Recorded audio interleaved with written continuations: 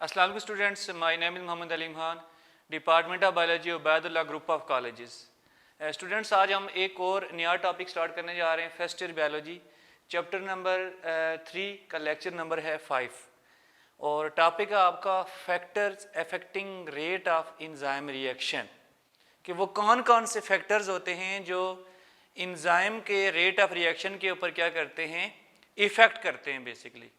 या जो इंजाइम, आपको पता है कि बेसिकली इंजाइम जो होता है वो किसी भी रिएक्शन को कैटालाइसिस करवाता है और उसका जो रेट ऑफ रिएक्शन है, बेसिकली उसी कैटालाइसिस करवाने का रेट ऑफ रिएक्शन है, उसके ऊपर कौन कौन से फैक्टर्स या अवामिल जो होते हैं वो असरअंदाज होते हैं, जिसकी वजह से रिएक्शन या तो स्लो डाउन हो सकता है या क्या हो सकता है, तेज़ हो सकता है, या फास्ट हो सकता है या कम हो सकता है।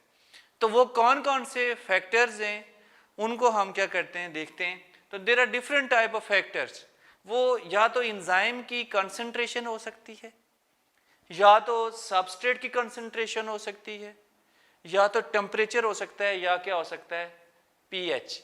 ये ऐसे फैक्टर्स हैं जिनकी वजह से जो इंजाइम का रेट ऑफ रिएक्शन जो होता है वो कहीं ना कहीं या तो कम हो सकता है या क्या हो सकता है, ज़्यादा हो सकता है। तो लेकिन उससे पहले आपको फैक्टर्स का पता होना चाहिए कि फैक्टर्स क्या होते हैं बेसिकली। तो इसको अगर हम देखें स्टूडेंट्स सॉरी, तो अगर आप देखें तो देखिए फैक्टर, पहले आप फैक्टर का पता होना चाहिए, फैक्टर क्या चीज होती है। तो इंजाइम जो होते हैं इनकी एक आपको पता है कि स्पेसिफिसिटी होती है। क्या होती है? स्पेसिफिसिटी। जो इंजाइम की स्पेसिफिसिटी है वो बेसिकली क्या है कि ड्यू टू इंजाइम की स्पेसिफिसिटी किस वजह से होती है? Due to its specific charge and specific shape. दो चीजें जो होती हैं इंजाइम की स्पेसिफिसिटी को क्या करते हैं, डिटरमिनेट करती हैं। अब specific chemistry and specific configuration, ये दो चीजें मिलकर इंजाइम की फंक्शनल स्पेसिफिसिटी बनाती है। मतलब क्या है कि एक इंजाइम का जो स्ट्रक्चर जो होता है एक खास शेप होती है उसकी। देखिए ये एक इंजाइम है आपके सामने, तो इसकी एक खास शेप है और खास क्या है, इसकी केमिस्ट्री है। कॉन्फ़िगरेशन को कहते हैं हम शेप। क्या कहेंगे इसको स्टूडेंट्स? शेप। और केमिस्ट्री, केमिस्ट्री किसको कहेंगे? इसकी केमिस्ट्री क्या है, उसके अंदर अमाइनो एसिड की अरेंजमेंट किस तरह है। और आपको पता है कि इन अमाइनो एसिड की अरेंजमेंट की वजह से इंजाइम के ऊपर क्या आता होता है, चार्ज आता होता है। क्या आता होता है? चार्ज। तो स्पेसिफिसिटी किस वजह से होती है? Due to specific shape and specific charge. इस स्पेसिफिक शेप और स्पेसिफिक चार्ज की वजह से इंजाइम जो होते हैं हमेशा क्या होते हैं, specific in their action. Specific substrate को प्रोडक्ट के अंदर क्या कर सकते हैं, चेंज कर सकते हैं। तो अब स्पेसिफिक केमिस्ट्री से मुराद अमाइनो एसिड की स्पेसिफिक अरेंजमेंट जिसकी वजह से उसके ऊपर एक खास चार्ज आ जाता है, और कॉन्फ़िगरेशन से मुराद उसकी एक खास, उसकी एक्टिव साइड की क्या होगी, एक खास शेप होगी और एक्टिव साइड के ऊपर खास क्या होगा, चार्ज होगा।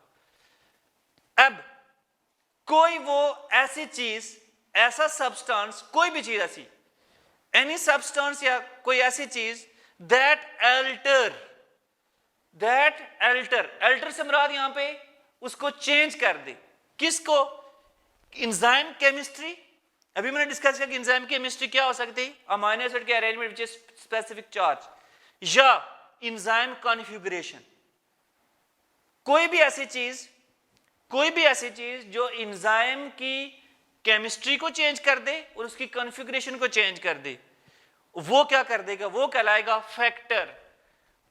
वो change of rate of reaction को जो उसको क्या कर देगा, चेंज कर देगा। चेंज से मुराद यहां पे ये होगी, या तो उसको कम कर देगा या उसको क्या कर देगा, ज्यादा कर देगा।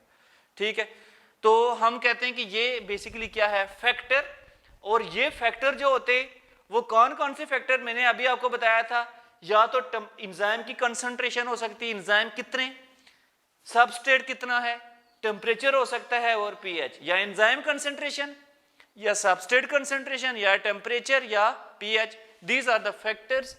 ठीक है, ये बेसिकली इनकी कंसंट्रेशन के अंदर कोई चेंज आ जाए, टेम्परेचर कम हो जाए या ज़्यादा हो जाए, जो इंजाइम की ख़ास केमिस्ट्री और ख़ास शेप को क्या कर दे, चेंज कर दे, तो हम कहते हैं कि ये बेसिकली क्या होता है, ये एक फैक्टर है जो उसको क्या कर सकता है, चेंज कर सकता है। अब हम स्टूडेंट्स पहला फैक्टर डिस्कस करने जा रहे हैं। मैं आपसे डिस्कस, ये बड़ा इंपॉर्टेंट शॉर्ट क्वेश्चन में से कोई एक फैक्टर आपसे पूछा जा सकता है और उसके फर्दर भी शॉर्ट क्वेश्चन बनते हैं, इंशाल्लाह वन बाय वन हम सबको डिस्कस करेंगे। तो आपने लेड पेंसिल से बुक के ऊपर अंडरलाइन करते जाना है और बुक के ऊपर short question basic lead pencil से लिख दें आप। अच्छा जी, अब हमारे पास फैक्टर जो होते हैं, इनमें सबसे पहले आपके पास है इंजाइम कंसंट्रेशन। कौन सा जी? इंजाइम की कंसंट्रेशन कितनी होनी चाहिए किसी भी रिएक्शन के लिए बेसिकली। तो इंजाइम की जो कंसंट्रेशन है, याद रखिएगा कि enzyme concentration it is directly proportional to the rate of enzyme reaction. ये बात समझने की है स्टूडेंट्स, कि जो इंजाइम की कंसंट्रेशन होती है किसी भी रिएक्शन के रेट ऑफ रिएक्शंस के, इंजाइम जो जिसको इंजाइम कैटालाइज कर रहे हैं जिस रिएक्शन को, उसके जो इंजाइम की अपनी मिकदार होती है, कंसंट्रेशन जो होती है, वो डायरेक्टली प्रोपोर्शनल होती है। डायरेक्टली प्रोपोर्शनल से मुराद ये है कि अगर इंजाइम बढ़ेंगे तो रेट ऑफ रिएक्शन भी क्या होगा, बढ़ेगा। कम होंगे तो कम होगा। तो दिस इज डायरेक्टली प्रोपोर्शनल। अब इसके लिए दो कंडीशंस का होना जरूरी है। एक तो सबस्ट्रेट कंसंट्रेशन जो है वो अनलिमिटेड होनी चाहिए। क्या होनी चाहिए? अनलिमिटेड। दूसरी चीज, हमारे पास in given period of time, एक खास वक्त के अंदर, मतलब एक खास टाइम के अंदर, एक गिवन पीरियड के अंदर जब सबस्ट्रेट की कंसंट्रेशन अनलिमिटेड हो, तो आप इंजाइम की कंसंट्रेशन को अगर इंक्रीज करें, इंजाइम कंसंट्रेशन क्या करें आप, इंजाइम अगर आप इंक्रीज करें तो रिएक्शन रेट क्या होगा स्टूडेंट्स? इंक्रीज होगा। क्यों इंक्रीज होगा? क्योंकि आपने इंजाइम की कंसंट्रेशन को बढ़ा दिया और उसकी वजह से रिएक्शन रेट क्या हो गया, इंक्रीज हो गया। क्योंकि भाई सीधी सी बात है स्टूडेंट्स कि जितने बंदे ज्यादा होंगे उतना काम ज्यादा होगा, सिंपल सी बात है। जितने बंदे कम होंगे उतना काम कम होगा। तो हम कहते हैं अगर हम इंजाइम को बढ़ाएंगे तो उतना सबस्ट्रेट को किस में चेंज करेगा, प्रोडक्ट के अंदर चेंज करेगा। अच्छा, लेकिन कंडीशन दो जरूरी है। एक तो सबस्ट्रेट अनलिमिटेड होना चाहिए, ये नहीं कि सबस्ट्रेट ही नहीं है। अगर भाई सबस्ट्रेट ही नहीं है तो इंजाइम चेंज किसको करेगा, जितने मर्जी इंजाइम आ जाए। सबस्ट्रेट का अनलिमिटेड लामहदूद होना चाहिए, बहुत ज्यादा होगा, लेकिन एक खास टाइम के अंदर, हम टाइम को भी देखते हैं साथ, कि एक खास टाइम के अंदर ये इतना सबस्ट्रेट है, इसको इंजाइम ने प्रोडक्ट के अंदर चेंज किया। देन अगर हम ये करें कि इंजाइम की कंसंट्रेशन को डबल कर दे, ठीक है, if we double the enzyme concentration, तो रिएक्शन रेट भी क्या हो जाएगा, डबल हो जाएगा। सिंपल सी बात है कि अगर हम काम करने वाले बंदे बढ़ा दें, हमने अगर फॉर एग्जांपल एक दिन के अंदर एक हमने रूम को प्रिपेयर करवाना है या एक कमरा बनवाना है, ठीक है, एक दिन टाइम के साथ आपने रखना है मेंशन, एक दिन में बनवाना है। अगर हम 10 बंदे लगाएंगे तो जल्दी बनेगा ना ऑब्वियसली। तो अगर हम डबल कर दें, अगर हम 10 की जगह 20 कर दें बंदे, 10 की जगह 20 कर दे बंदे, तो वो आधे दिन में बन जाएगा, ठीक है। तो रिएक्शन रेट भी क्या हो जाएगा, डबल से मुराद ये हो जाए जो हमने काम करवाना है वो जल्दी कंप्लीट हो जाए। काम को आप ले लें यहाँ पे सबस्ट्रेट और बंदों को ले लें इंजाइम, सिंपल सी बात है कि अगर हमने बंदे बढ़ा दिए तो काम जल्दी हो गया। इसी तरह अगर हम इंजाइम की कंसंट्रेशन को डबल कर देंगे तो ज्यादा सबस्ट्रेट प्रोडक्ट के अंदर चेंज होगा। इसकी रीजन देखें, व्हेन एंजाइम कंसंट्रेशन, इसकी रीजन क्या है, क्यों अगर हम एंजाइम को डबल करें तो रिएक्शन रेट डबल होता है। तो इसमें व्हेन एंजाइम कंसंट्रेशन इंक्रीज, जब एंजाइम कंसंट्रेशन इंक्रीज हुई है तो एक्टिव साइट ऑब्वियसली इंक्रीज कर जाएंगे। भाई ये आपके सामने ये आगे एक्टिव साइट है, तो अगर आपके पास एंजाइम की कंसंट्रेशन क्या हो रही है, इंक्रीज हो रही है, तो इस तरह के हमारे पास बहुत सारे एंजाइम आ जाएंगे, तो एक्टिव साइट क्या हो जाएंगी, इंक्रीज हो जाएंगी। एक्टिव साइट क्या हो जाएंगी, इंक्रीज हो जाएंगी। और जितनी एक्टिव साइट इंक्रीज होंगी उतने ज्यादा सबस्ट्रेट उसके साथ क्या करेंगे, बाइंड करेंगे। More substrate will bind, more substrate क्या कर जाएंगे, बाइंड कर जाएंगे उसके साथ। और जितने सबस्ट्रेट बाइंड करेंगे उतने ज्यादा क्या बन जाएंगे, प्रोडक्ट बनेंगे। तो इसलिए हम कहते हैं कि एंजाइम की कंसंट्रेशन को बढ़ाने से रेट ऑफ रिएक्शन क्या होता है, डबल हो जाता है। क्या हो जाता है, डबल हो जाता है, क्योंकि हम अगर एंजाइम कंसंट्रेशन डबल करते जाएंगे तो रेट ऑफ रिएक्शन क्या हो जाएगा, डबल हो जाएगा। तो स्टूडेंट्स ये था हमारा पहला फैक्टर। अब हम दूसरा फैक्टर डिस्कस करने जा रहे हैं जिसको हम कहते हैं सबस्ट्रेट कंसंट्रेशन। ये भी इससे मिलता जुलता ही है लेकिन उसको हम अलग से डिस्कस करेंगे। उसमें आपको शॉर्ट क्वेश्चंस आते हैं, इंपॉर्टेंट है बेसिकली, ठीक है। तो स्टूडेंट्स जो सेकंड फैक्टर था जो एंजाइम के रेट ऑफ रिएक्शन के ऊपर इफेक्ट कर रहा था वो है सबस्ट्रेट कंसंट्रेशन, ठीक है।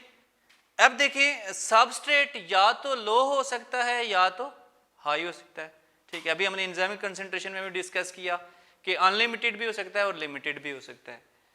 अगर सबस्ट्रेट किसी भी रिएक्शन के अंदर सबस्ट्रेट ही कम हो, लो कंसंट्रेशन हो, सबस्ट्रेट की क्या हो, लो कंसंट्रेशन, तो अब यहां पे रिएक्शन रेट कैसे इंक्रीज करेगा। अगर आपके पास एंजाइम जो हैं वो क्या हो रहे हैं, इंक्रीज हो रहे हैं, लेकिन सबस्ट्रेट ही कम है तो रिएक्शन रेट तो नहीं इंक्रीज करेगा ना। इस रिएक्शन रेट को इंक्रीज करने के लिए आपने फिर क्या करना है, सबस्ट्रेट को बढ़ाते जाएं। तो at low concentration of substrate, ये बात किसकी हो रही है, सबस्ट्रेट। लो कंसंट्रेशन किसकी बात कर रहा हूं, सबस्ट्रेट की सॉरी। अब लो कंसंट्रेशन ऑफ सबस्ट्रेट, जब कंसंट्रेशन की सबस्ट्रेट की कंसंट्रेशन क्या हो रही है, लो हो रही है, तो आपने क्या करना है, सबस्ट्रेट की कंसंट्रेशन को इंक्रीज करना है। ऑब्वियसली जब सबस्ट्रेट की कंसंट्रेशन को आप इंक्रीज करेंगे तो एंजाइम तो ऑलरेडी हमारे पास मौजूद है लेकिन सबस्ट्रेट नहीं था, सबस्ट्रेट बढ़ाएंगे तो रिएक्शन रेट क्या कर जाएगा, बढ़ जाएगा। क्या हो जाएगा, बढ़ जाएगा। तो इस तरह rate of reaction will be increase. तो ये एक कंडीशन है जब किसी भी रिएक्शन के अंदर सबस्ट्रेट कम है, एंजाइम ज्यादा है, लेकिन रिएक्शन रेट ऑब्वियसली स्लो होगा। लेकिन जब जो ही आपने सबस्ट्रेट को बढ़ाया, सबस्ट्रेट को क्या कर दिया, रिएक्टेंट को बढ़ा दिया, तो फिर एंजाइम ऑलरेडी अवेलेबल हैं, जितनी उसकी एक्टिव साइट को फिल करेगा वो प्रोडक्ट बन जाएगी। इट्स मीन हम ये कह सकते हैं कि जितना ज्यादा रिएक्शन, जितने ज्यादा सबस्ट्रेट को बढ़ाते जाएंगे एंजाइम के साथ साथ रिएक्शन रेट क्या करता जाएगा, डबल होता जाएगा। लेकिन एक सर्टेन लिमिट तक, आगे बताता हूं कहां पे लिमिट आती है। एट हाई कंसंट्रेशन, ये तो लो कंसंट्रेशन की मैंने बात की, अब हाई पे क्या होता है बेसिकली। अगर if enzyme concentration kept constant, अगर आप क्या कर दें कि एंजाइम की कंसंट्रेशन को कांस्टेंट रख दें, क्या कर दें, कांस्टेंट रख दें। अगर आपके पास 10 एंजाइम्स हैं बेसिकली, तो amount of substrate is increase. आप क्या कर दें, सबस्ट्रेट को बढ़ाते जाएं, 10 से बढ़ाते हैं 20, 100, 20, 30, 40, 50, 100 तक ले जाएं। लेकिन एट पॉइंट रीच, एक ऐसा पॉइंट पहुंचेगा जहां पे रिएक्शन इंक्रीज नहीं होगा।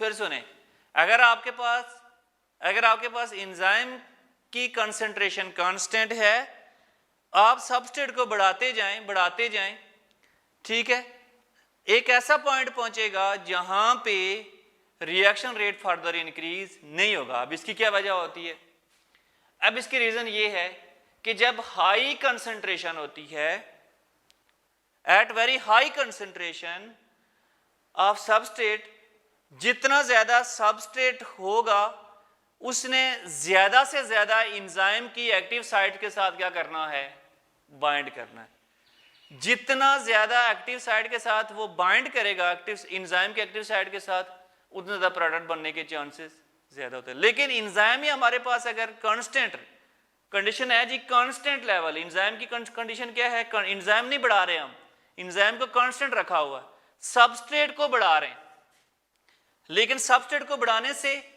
सबस्ट्रेट को बढ़ाया, हमारे पास 10 एंजाइम थे, सबस्ट्रेट 20 हो गई, तो हमारे पास 10 के 10 एंजाइम की एक्टिव साइट सारी की सारी क्या हो गई, फिल हो गई।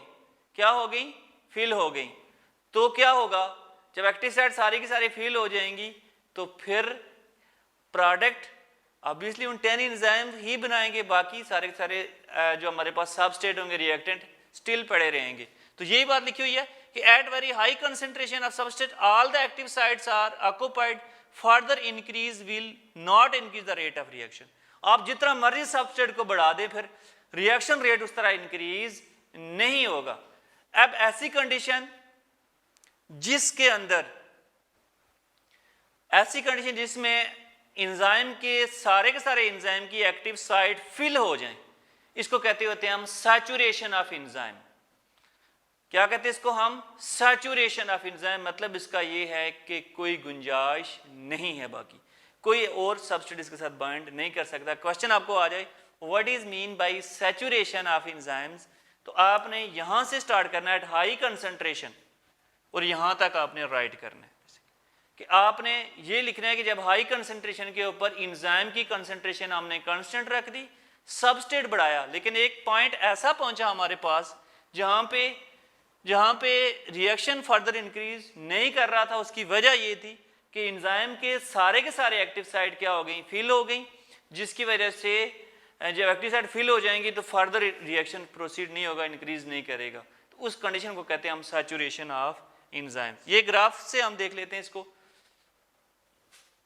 देखें ये सबस्ट्रेट की कंसंट्रेशन है, ये ग्राफ है, ये इसका एक्स एक्सिस है, ये इसका वाई एक्सिस है, इधर रिएक्शन रेट इंक्रीज कर रहा है बेसिकली, ठीक है। अब यहां पे हम इसको एंजाइम दे रहे हैं, रिएक्शन को क्या दे रहे हैं, देखें रिएक्शन, तो ये कर्व ऊपर जा रही है, इट्स मीन रिएक्शन रेट क्या कर रहा है, इंक्रीज कर रहा है। क्या कर रहा है, देखिए ये इंक्रीज कर रहा है।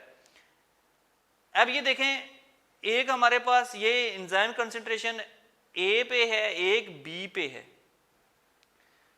एक ए पे है, ए वाली मैक्सिमम है, ये इससे थोड़ी सी कम है। अब देखें एंजाइम की कंसंट्रेशन जो है, एक ए वाली है, एक कौन सी है, बी भी। अब यहां तक देखें रिएक्शन क्या हो रहा है, इंक्रीज कर रहा है, यहां तक कर्व ऊपर जा रही है, इट्स मीन क्या हो रहा है, बढ़ रहा है, इंक्रीज कर रहा है। इट्स मीन कि यहां पे हमारे पास एंजाइम जो है उनकी एक्टिव साइट क्या है, स्टिल अवेलेबल है। मतलब अभी ये अवेलेबल होंगी तो सबस्ट्रेट बाइंड करेगा ना, तो सबस्ट्रेट बाइंड करेगा तो रिएक्शन रेट इंक्रीज करेगा। तो यहां तक हमारे पास, या इस पॉइंट तक हम कहते हैं कि ये बेसिकली क्या है, एक्टिव साइट हमारे पास क्या है, स्टिल अवेलेबल है, इसी वजह से सबस्ट्रेट बाइंड कर रहे हैं और रिएक्शन रेट क्या कर रहा है, इंक्रीज कर रहा है। लेकिन यहां पे सारी की सारी एक्टिव साइट क्या हो गई, ऑक्युपाइड हो गई, और इसको दूसरे लफ्ज में आप कह सकते हैं सैचुरेटेड, एंजाइम्स आर सैचुरेटेड। ये पॉइंट मैंने ऊपर करके लिखा हुआ है, इसका मतलब ये है कि यहां पे सारी की सारी एक्टिव साइट क्या हो गई, ऑक्युपाइड हो गई। क्या हो गई, ऑक्युपाइड हो गई। ऑक्युपाइड से मुराद यहाँ पे क्या हो गई, सैचुरेट हो गई, स्टिल नॉट अवेलेबल। और यहाँ पे रिएक्शन रेट आप कहते हैं आप कांस्टेंट हो गया, स्टॉप हो गया, रुक गया, रुकता नहीं है, कांस्टेंट हो जाता है। ये बढ़ सकता है, मैं बताता हूँ कैसे बढ़ सकता है, फर्दर आपको बता रहा हूँ। अच्छा जी, उसके बाद अब देखिए थोड़े से एंजाइम की कंसंट्रेशन हमने बढ़ाई तो ये रिएक्शन रेट यहाँ पे एंजाइम जब कम हो गए, वजह क्या हुई कि एक्टिव साइट सारी की सारी क्या हो गई, फिल हो गई, और रिएक्शन रेट यहाँ भी क्या हो गया, स्टॉप, कांस्टेंट हो गया। क्या हो गया, कांस्टेंट हो गया, कम हो गया। अब क्वेश्चन ये है, क्वेश्चन यहाँ पे ये एक तो सैचुरेशन का आपको बता दिया कि सारी से एक्टिव साइट फिल अप हो जाएंगे तो सैचुरेशन कहलाएगी, कोई गुंजाइश नहीं है, ठीक है, नो एंट्री। अब सेकंड पॉइंट ये है कि इसके अंदर हाउ इट्स इंक्रीज। अब ये कांस्टेंट हो गया, इसको फर्दर कैसे बढ़ा सकते हैं, तो बड़ा सिंपल सा इसका आंसर है कि ये जो रिएक्शन स्टॉप हो चुका है, कांस्टेंट हो चुका है, कर्व उधर जा रही है, इसको हम फर्दर ऊपर कर सकते हैं, इंक्रीज कर सकते हैं by increasing the enzyme concentration. If the enzyme concentration is increase then the substrate concentration is the rate of reaction is also increase. Enzyme को बढ़ाते जाएं, सबस्ट्रेट को बढ़ाते जाएंगे तो रेट ऑफ रिएक्शन क्या होता जाएगा, इंक्रीज होता जाएगा। तो ये स्टूडेंट्स आपका था सेकंड फैक्टर। अब हम डिस्कस करने जा रहे हैं थर्ड फैक्टर जिसको हम कहते हैं टेम्परेचर। तो टेम्परेचर के अंदर बेसिकली हम ये डिस्कस करते हैं कि अगर हम किसी भी रिएक्शन का टेम्परेचर इंक्रीज कर दें, किसी भी एंजाइमेटिक रिएक्शन का अगर टेम्परेचर इंक्रीज कर दें तो उस रिएक्शन के ऊपर क्या इफेक्ट पड़ेगा, आइदर वो स्टॉप हो जाएगा या इंक्रीज हो जाएगा, क्या क्या उस पर इफेक्ट पड़ेगा। तो जो बेसिकली इसमें टेम्परेचर जो होता है रेट ऑफ रिएक्शन इंक्रीज, अगर देखें हम कहते हैं कि अगर हम टेम्परेचर को बढ़ाएं तो क्या होगा, रेट ऑफ रिएक्शन क्या करेगा, इंक्रीज करेगा। कैसे इंक्रीज का, rate of reaction increase by increasing the temperature, temperature increase करेगा। लेकिन इसके अंदर आपने याद क्या रखना है, certain limit.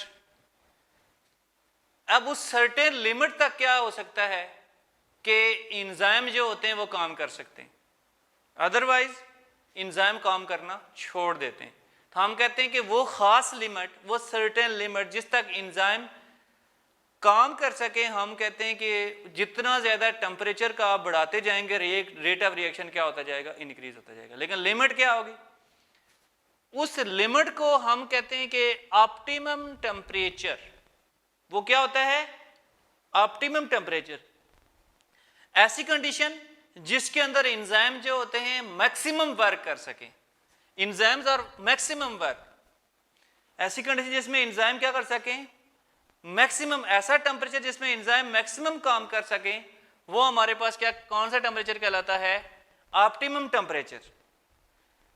For example human body का जो टेम्परेचर है वो कौन सा है, 37 डिग्री सेल्सियस। अब देखें यहां पे रेट ऑफ रिएक्शन रेट है, ये टेम्परेचर है 37 डिग्री सेल्सियस के ऊपर एंजाइम जो हैं वो मैक्सिमम काम कर रहे हैं।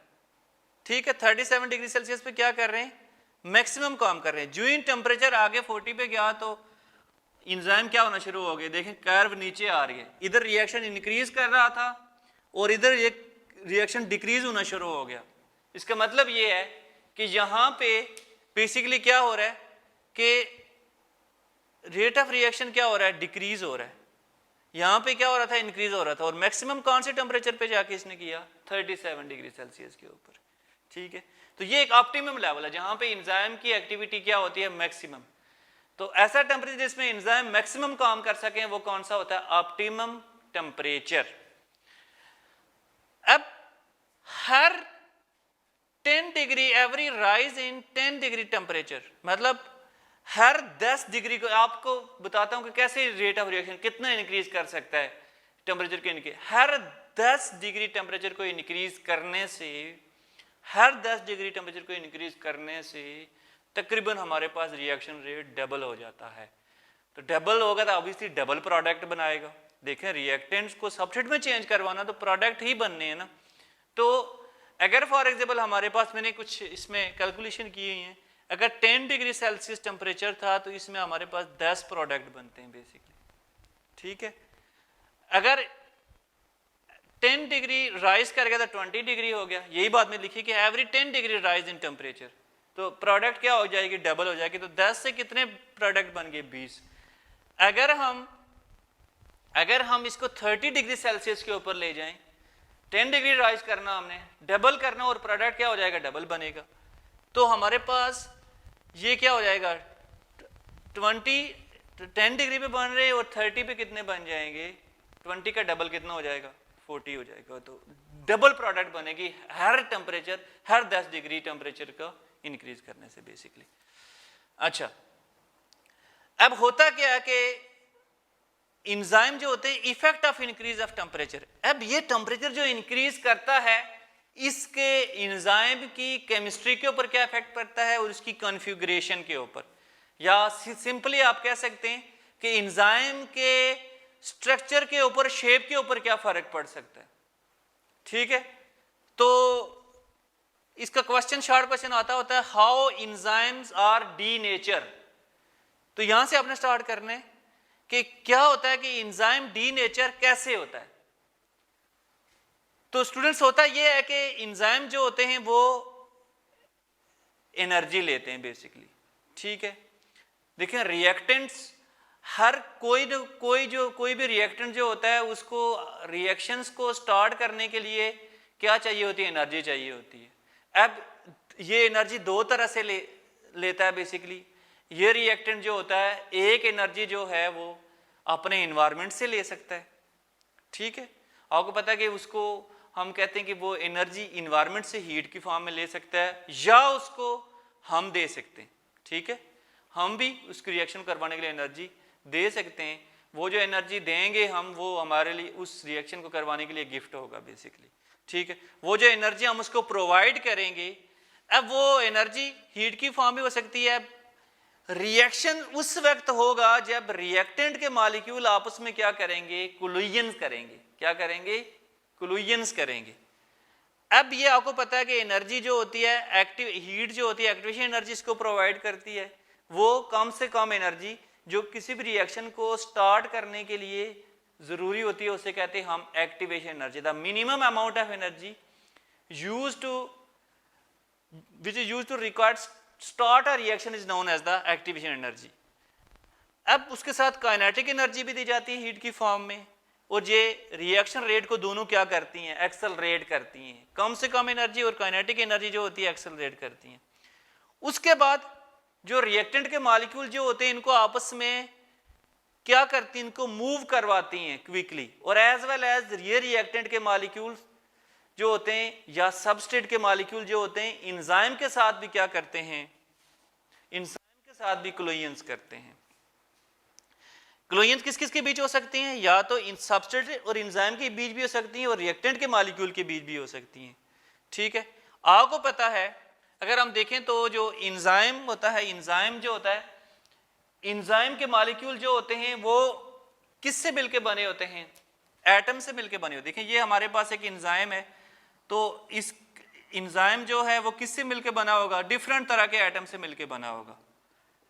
अब ये जो एटम्स होते हैं इनके दरमियान क्या होती है स्टूडेंट्स? बॉन्डिंग होती है। आपको पता है बॉन्डिंग से ये अरेंज एटम आपस में क्या हुए, फर्मली अटैच होते हैं। अब ये जो एटम्स होंगे आप इसको हीट करेंगे तो ये मूव करेंगे क्विकली, ठीक है, लेकिन इनके दरमियान बॉन्डिंग नहीं टूटेगी।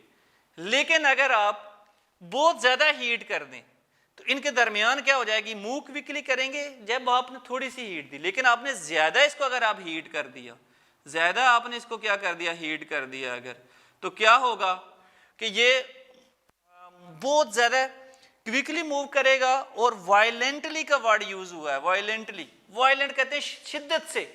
तो मॉलिक्यूल आपस में कोलिजन्स करेंगे और जब टकराएंगे तो एंजाइम की जो ग्लोबुलर सिमेट्री है वो चेंज हो जाएगी।